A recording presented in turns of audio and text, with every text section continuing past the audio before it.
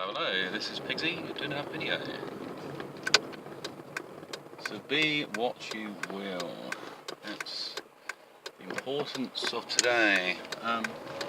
It's very interesting. I was watching something about success and arrogance, and very much you become what you believe.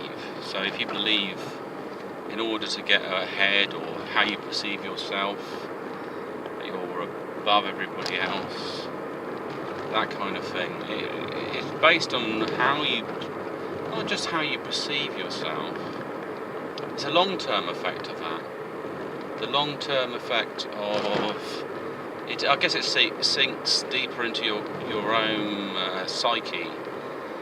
You know, if you're good at something, at first it becomes, you might want to show it off, or you might be promoting it in yourself, you might be talking about it, and then it becomes very natural, and you stop worrying so much. But then you realise when you talk about it, you might be like ahead in some way of other people, their perception, their understanding, etc. And you know, then you know you're good at something, basically, because you talk about it and people go, wow, that's interesting, I didn't think of it like that, and all this sorts of stuff. And for you it's just very natural, it's very normal. I mean, this is the problem with, say, New Age stuff. I could meet somebody who hasn't an appreciation for it, but they haven't really done any digging themselves, so I'm really become the teacher to the student, and that's not always what I might be looking for in a person. I want to be stimulated in some way, intellectually and so on. And so very much you become what you believe yourself to be, and you can change everything about you. Literally, I exist today. I didn't exist yesterday. Well, I know I was alive, but because I wouldn't be here now, not unless I was like uploaded into a program, maybe into a different world. Maybe I've got a different avatar, so my real body has been disassembled and turned into another person. You know, it might be a computer game. They don't always look the same, and you know, so it could be the projection of the hologram into this reality.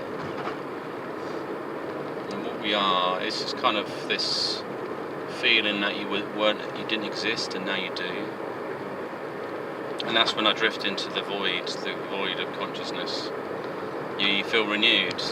You don't have any anxiety. It's all gone.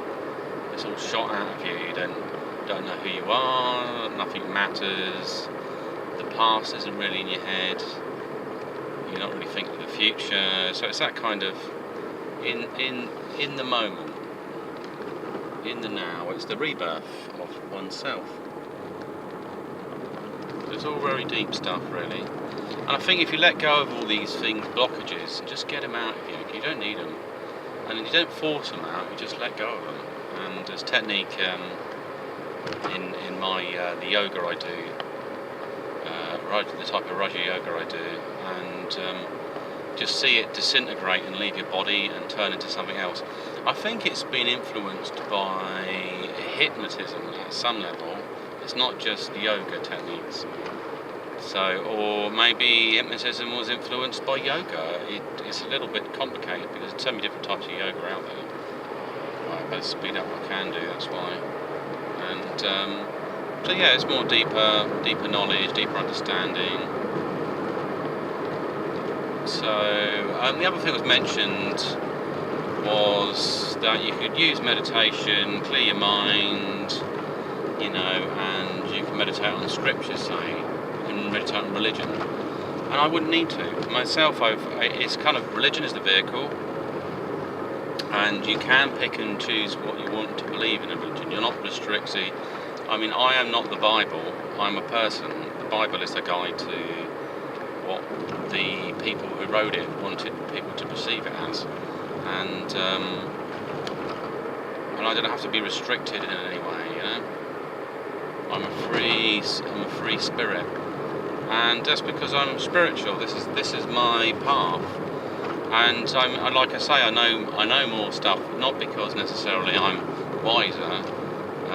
Well, it's more of a case of that I've existed more than once, and as I become more deeper, more attuned, more spiritual, I can feel my past lives come to surface. If I put blockages in the way, I won't be able to get that far in. I'm just restricting my understanding. It's kind of like, some people say I was silly as a child. The worst thing I heard was a Jehovah's Witness, and she said they were my naughty years, as if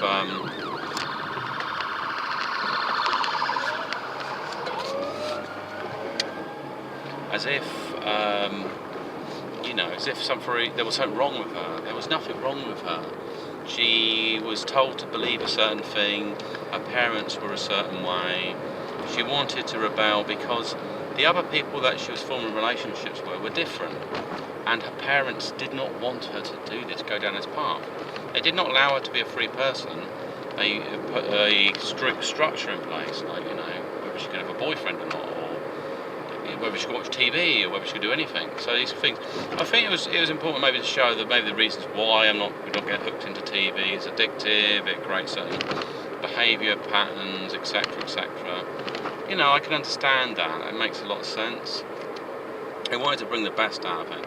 With parents that are bloody fascists, and I probably am the same. I can be quite strict as a parent. I'm quite laid back as a person, but I might have certain rules, like you can't bully your sister or brother or whatever, and all these sorts of things. It's, you can have healthy competition. There's other ways.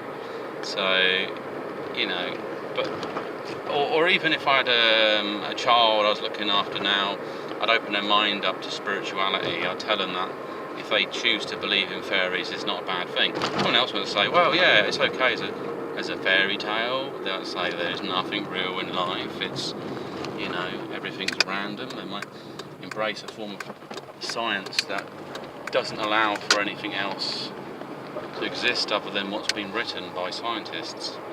And there's a different kind of self-worship, really. It's worshipping what man can accomplish rather than what man's created, and what that man is an accomplishment rather than the other way around, really, sort of thing. So, thinking back to what I said about, the yoga teacher mentioned about the scriptures, and that's his path. So it tells me that originally he was religious, looking for answers, and then he came across other faiths and was open-minded to explore what that meant.